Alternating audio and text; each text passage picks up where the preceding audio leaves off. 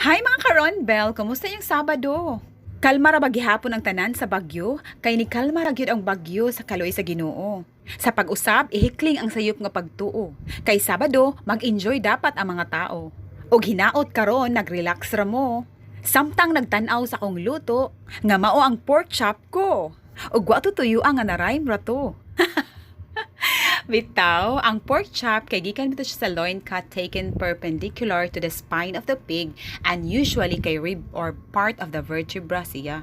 Kani akong pork chop version kay dapit sa paa kay undanon siya pagpalit nako gipili nako. Nahisgutan nato last time ay yung scientific name ato sang usbon, Scrofa domesticus.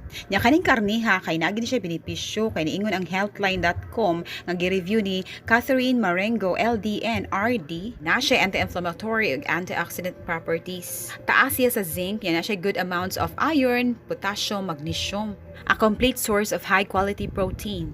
Overall, ang pork chops are very rich source of selenium. Sa tanang klase-klase nga pagkat sa pork, ang pork chop is the most popular, iniingon ang National Pork Board. So 100 na ito nagasto ani dala na sa itlog, sa breadcrumbs ug uban pa. Gimarinate na ko daan for 30 minutes.